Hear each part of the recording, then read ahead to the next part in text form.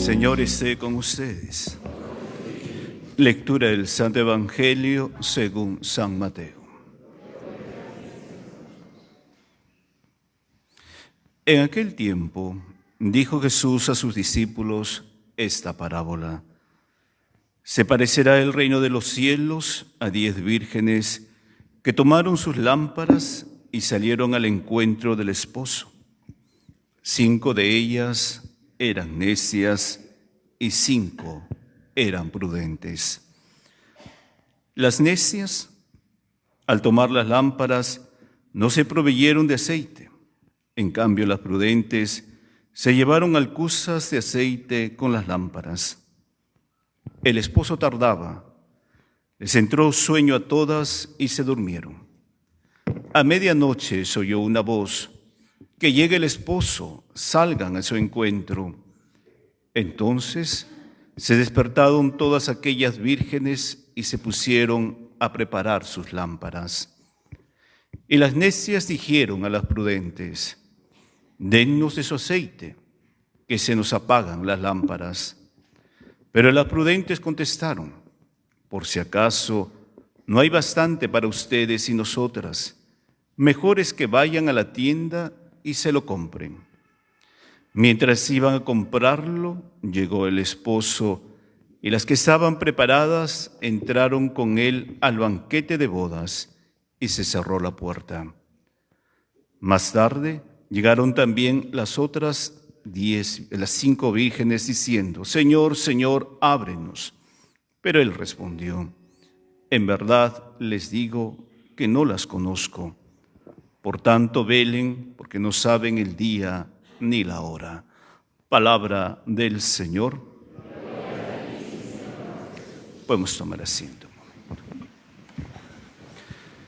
Todas estas últimas semanas hemos ido escuchando evangelio tras evangelio de según San Mateo, porque Mateo va a hablar su mensaje a través de parábolas. Y parece que Jesús, como si fuese un gran orador o un gran escritor, va escribiendo cómo deberíamos entender el reino de los cielos. Por eso todas estas últimas semanas hemos ido escuchando esta frase: y el reino de los cielos se parece a... El reino de los cielos se parece a este viñador, el reino de los cielos se parece a este hombre que fue en busca de... El reino de los cielos se parece a una gran fiesta. Y hoy también el reino de los cielos se parece a una gran boda. ¿Y por qué quiere remarcar esto?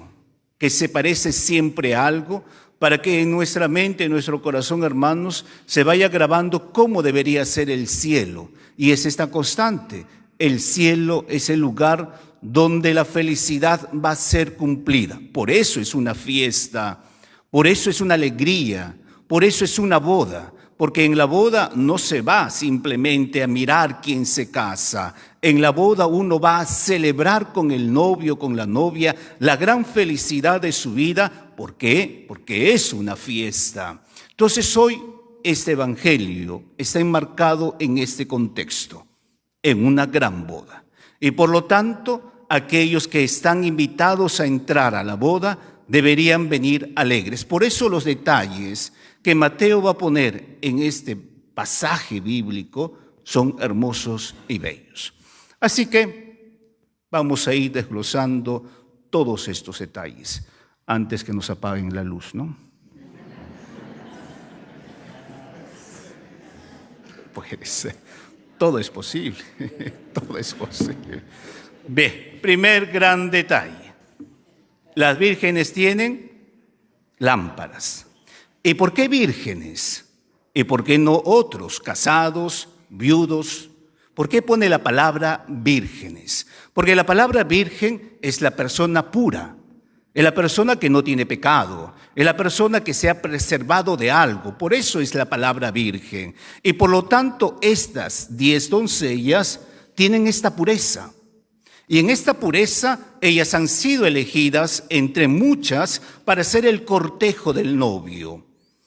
Por lo tanto, algunas características de estas doncellas: 1, tienen pureza. 2, son amigas del novio. Yo creo que el novio no va a invitar a una persona que lo odia, no va a invitar a una persona que está lejos, sino a una persona que lo conozca, que sea su cortejo, y por lo tanto en el día de la boda ellas vayan lanzando flores, cánticos, porque era así. A quien se esperaba en esa época no era la mujer, era el varón. Hemos cambiado algunas cosas, ¿no? Quien llega tarde es la mujer, pero en esa época quien se le esperaba era el varón. Y por eso eran las doncellas que tenían que hacer el cortejo hacia esta gran boda. Entonces, quiero que recuerden esto. Son puras, son amigas y tienen entonces la función o el trabajo de esperar. Vayamos un poquito entendiendo lo que está pasando. Llega el momento en el cual el novio tiene que entrar y tarda. Y cuando tarda, miren la respuesta de aquellas que son puras, entre comillas, castas, sin pecado. No comparten. Yo no sé, por ejemplo, cuando ustedes han ido a gorrear una fiesta. ¿No se llama gorrear? No, ya no. Es un término antiguo, ¿no? Muy antiguo, de mi época. Paracaídas, ¿no? Cuando uno que tenía que llegar y no tenía invitación, es un término de los 80. Tengo que actualizarme en algunos términos porque ya me he hecho viejo con esta ya. Entonces, cuando uno tenía que ir a la fiesta y no tenía invitación, a veces los jóvenes que dicen, si no entra ella, no entro yo, ¿no? Así que si quieres que yo entre a la fiesta, deja entrar a mi compañero o compañera. Pero miren lo que hacen estas 5, entre comillas, prudentes. No. Yo entro y tú que te quedas. Cosa tuya, no mía. La reacción parece ilógica. Por eso quiero que ustedes remarquen. Son personas que no tienen pecado, entre comillas.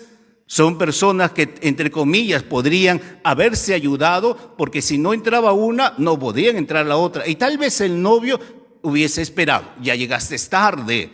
¿Y por qué no puedes esperar también a nosotros que podamos entrar contigo? Porque los culpables no somos nosotros, eres tú, novio. Pero algo sucede. Y cuando ellas están entonces en esta respuesta, miren lo que sucede al final. El novio cierra las puertas y le dice a aquellas que no lograron entrar con él. Una palabra dura. Una palabra bastante dura, y les dice, no las conozco, oye novio. Y el novio, recuerden que es Jesús, tú me has invitado, tú has sido aquel que me ha dicho, ven a mi fiesta. ¿Cómo que no me conoces? Tú has llegado tarde y ahora me dices que no me conoces. No solamente has llegado tarde, no solamente me has invitado a la fiesta, no solamente tú, novio, tienes la culpa de que yo no entre a la boda en esta figura, pero ahora me lanzas una palabra bastante dura, no te conozco. Entonces, hermanos, vayamos entonces ahora en el segundo punto de esta meditación para entrar qué es lo que Mateo nos quiere hacer describir en esta parábola. Primero, la ignorancia. El novio, si hubiese dicho, llego a las 12 del día, ¿hubiesen llevado aceite? No. Si el novio hubiese dicho, bueno, ha venido tráfico en la Javier Prado y en el Sanjón, se me ha atracado el carro, llamo por teléfono y digo, en 1 hora llego. No. Entonces, la ignorancia es una pedagogía que Dios utiliza para que estemos siempre preparados. Porque si tú conocieses, hermano, hermana, el día de tu muerte, tal vez te darías la gran vida, 20 años, y sé que el 21 año me tengo que morir. Ese año me preparo. Si tú supieses que mañana te vas a morir, entonces muy bien, dirías, no sé lo que dirías, pero más o menos, hoy día es mi última noche, entonces voy a festejar, voy a celebrar, no sé, o simplemente voy a pasar con aquella persona que amo y quiero, porque mañana muero. Entonces, cuando tú conoces algo, comienzas a manejar lo que conoces. Por eso la pedagogía de Dios implica que no conozcamos nada. Por eso Dios utiliza la ignorancia de no saber para que tú siempre estés alerta de aquello que va a suceder, para que no te duermas, para que no te entres en tu zona de confort, para que tú siempre estés en movimiento, para que tú digas, Señor, ¿y cuándo es? ¿Y cuándo es? ¿Y cuándo es? Cuando uno se va haciendo esta actitud de cuándo es, entonces siempre está en la actitud de querer conocer algo más. Si el esposo hiciese así y dijese, por ejemplo, muy bien, yo me casé con esta señorita, pero no la conozco, entonces voy a seguir enamorándola, voy a seguir conociéndola, entonces tendría esta misma actitud. Pero cuando el esposo o la esposa dice, yo ya lo conozco, yo ya sé de qué pata cojea, yo ya sé cómo responde, yo ya sé de qué se molesta, yo ya sé cómo es. Entonces el conocimiento que tú crees tener es el arma que te destruye, porque ya sabes. Y como sabes, este conocimiento lo puedes utilizar para lo bueno, ojalá, pero muchas veces lo utilizamos para lo malo. Miren lo que hacen los hijos cuando entran a la universidad. Un detalle importantísimo que una señora me sorprendió. Ella decía, mi hija siempre llegaba puntual, salía a las 7 de la mañana, llegaba a la 1 de la tarde de la universidad, nunca llegó tarde. Sus cuadernos, excelente. Sus notas, excelente. ¿Pero por qué llegó embarazada? Miren el detalle. Por eso, ella pensó conocer a su hija. Pero un día, observando a su hija, ella venía a las 10 de la mañana con el cabello mojado. Un detalle tonto, pero es un gran detalle. ¿Por qué vienes con el cabello mojado? ¿Por qué cree? Porque se bañó, pues, ¿no? ¿Y dónde te bañaste? ¿Y con quién te bañaste? Pero cuando el papá y la mamá dice, yo ya la conozco a mi hija, no está en los detalles. Por eso la ignorancia, hermanos, es lo que utiliza Dios para que tú estés siempre en alerta de aquellos que amas, de aquellos que conoces, de aquellos que, entre comillas, tú estás ahí frente a ellos y tienes que amarlos. Por eso Dios nunca nos va a dar lo que va a pasar en el futuro. Por eso cuando tú vayas al brujo, vayas a leerte las manos, los pies, no sé qué te leerás, no, las uñas. Cuando tú vayas a leerte y te digan, este es el futuro, pon en tela de juicio este futuro. Porque el futuro, hermanos, Dios no te lo va a revelar. Porque si Dios te lo revelase, entonces tú te prepararías. Y si tú te prepararías, entonces no estarías en la actitud que hace Dios. Dice, esto va a suceder en los últimos tiempos, esto va a suceder antes que venga el Hijo del Hombre, pero en ningún momento Dios da una fecha y será en el 2023, cuando el cambio climático se dé, entonces caerán granizos del cielo. Nunca lo va a decir Jesucristo, o Dios nunca se va a revelar de esa manera.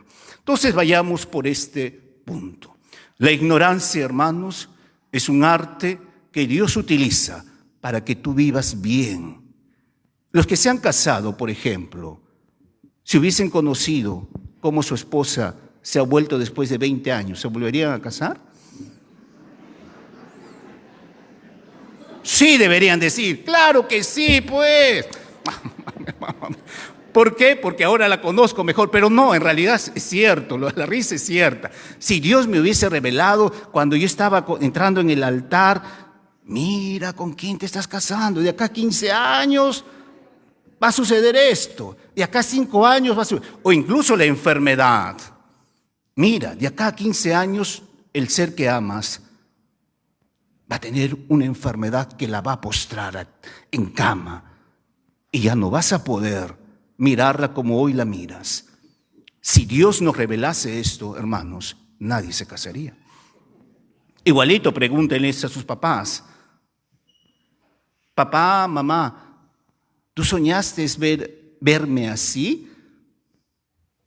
Más allá de la profesión, ¿no? Verme así en el pecado o en la miseria humana. La mamá hubiese dicho, no sé, hijo. Te miro, te vuelvo a mirar y no sé si es un premio o es un castigo, pero eres mi hijo. Si Dios nos revelase el futuro, entraríamos en una psicosis terrible. Vayamos por el siguiente punto de esta parábola. Miren lo que hace entonces Jesucristo en esta parábola, describiendo cómo deberíamos nosotros estar atentos. Y lo he dicho ahora, en la segunda arma que utiliza Dios para que tú entres con Él a la boda. ¿Y cuál es el arma? La misma pregunta.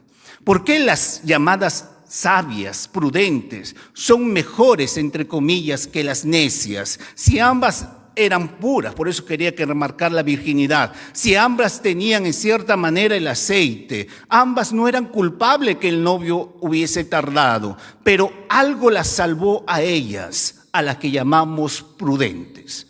¿Y qué les salvó? Una sola pregunta. ¿Y si el novio tarda? ¿Y si el novio no llega? ¿Y si el novio se arrepiente y después de 2 días aparece? ¿Y si el novio? ¿Qué quiero decir? Si ustedes han ido al campo, y recordemos que en el campo no hay luz eléctrica, no hay nada más que velas. ¿Quién se casa de noche? Nadie. Todo el mundo se casa de día para que haya luz. No se casan de noche.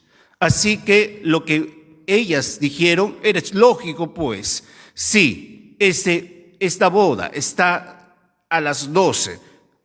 Por más que se demorará 1 hora, 2 horas máximo. Estamos hablando 2 de la tarde. Y 2 de la tarde todavía el sol está encima. ¿Llevar aceite? No, está de más. Pero ya, llevamos. ¿Qué es lo que le salvó a las necias? Esta pregunta. ¿Y si el novio tarda? Esta pregunta entonces la salvó. Y es la pregunta que tú te debes hacer. La pregunta de dónde dormirte. La pregunta de la provisión. La pregunta de la sabiduría. ¿Y estoy viviendo bien mi cristianismo? ¿Y estoy viviendo bien mi matrimonio? ¿Estoy siendo un buen hijo? ¿Estoy siendo un buen cristiano? Si tú te vas haciendo esta pregunta, entonces estás en el lado de las sabias. Pero si tú no te haces la pregunta y simplemente, bueno, ya como mucha gente lo escuchamos como un disco rayado. Yo no robo, yo no mato, yo no hago eso, entonces estoy siendo un santo. ¿Qué más? Punto. Estás en el lado de los necios. Porque si tú no te haces la pregunta, ¿qué más falta para amar? ¿Qué más falta para crecer? ¿Qué más falta para conocer a Dios? ¿Qué me falta para yo ser un buen cristiano? Entonces te has quedado en el lado de las necias. ¿Qué es lo que le salvó entonces a estas vírgenes prudentes? Hacerse esta pregunta. ¿Y si tarda, qué hago? Hazte la misma pregunta, hermano. ¿Tu matrimonio está bien? Es que ya perseveré 50 años y a los 80 años, ¿qué viejito me va a hacer caso? ¿Está bien? ¿Tu matrimonio está bien? O es que mi papá me tiene que aguantar, por eso soy su hijo. ¿Estás bien como hijo? Es que mi trabajo es así, mi trabajo hay que hacer así, duro, corrupto, porque no se puede cambiar el sistema. ¿Está bien tu respuesta como trabajador frente a una empresa? ¿Está bien? La misma pregunta también como religioso sacerdote, también yo me tengo que hacer. sino igualito. Por eso la palabra de Jesucristo es una palabra dura, porque si lo decimos desde el sacerdocio, Señor, mira cuántas misas he celebrado, Señor, mira cuántas veces he estado en tu iglesia, cuántas horas he pasado delante del Santísimo, y al final de mi vida me vas a decir, no te conozco, parece injusto, pero no es injusto, porque tú te dormiste, porque te di todo para que celebres conmigo las bodas. ¿Qué es lo que le ha dado? Le ha dado primero el llamado, por eso te escogió para que seas cristiano. Lo segundo que le he hecho a estas vírgenes o estas mujeres es darle el título de la virginidad, es decir, les ha hecho puras, a ti te ha hecho puro con el bautismo. Lo segundo que te ha dado los instrumentos para que tú entres a la boda. ¿Y cuál era el instrumento? La luz, la lámpara. Y Dios te ha dado el instrumento de la lámpara y de la luz porque tú debes conocer tu doctrina cristiana, tú debes leer tu doctrina cristiana, tú debes leer los mandamientos. Te ha dado la luz, te ha dado el instrumento para que entres. Igualito a mí, me ha dado el conocimiento y el estudio para decir que es bueno y que es malo. Y aún sabiendo que es malo, yo cometo lo malo, entonces se me cierran las puertas del cielo. Por eso la última parte es la parte que deberíamos entenderlo y así termino. No te conozco. Y solamente entraron 5. De las 10 que fueron llamadas, solamente entraron 5. Y las 5 que entraron fueron las 5 que se preguntaron, ¿y si el novio tarda? Hermano, yo te invito entonces en este domingo, cuando vayas a tu casa y veas a la persona que está junto contigo, papá, mamá, hermano, hermana, esposo, esposa, hazte esta pregunta cuando ella se siente frente a ti o él se siente frente a ti. ¿Qué me falta para ir al cielo contigo? ¿Qué nos falta para ir al cielo contigo?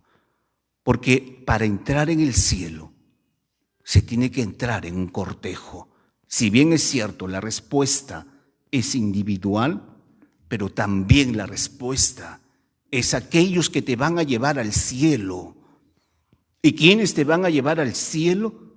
Aquellos que viven junto contigo. Es decir, tu Padre te va a llevar al cielo. Pero ¿cómo este hombre me va a llevar al cielo si me destrozó? Por eso Él te va a llevar al cielo, porque Él te tiene que enseñar qué es el perdón y la misericordia. Y como este hombre que se fue y me dejó ahí con los hijos abandonados, ¿me va a llevar al cielo? Sí, porque ahí vas a tener que conocer a Dios, porque te va a llevar al cielo. Entonces pregúntate, hermano, ¿qué te falta? Mira a la persona que vive junto contigo y aun cuando vivas cosas hermosas y bellas, pregúntate todavía, ¿y qué me falta para irnos al cielo?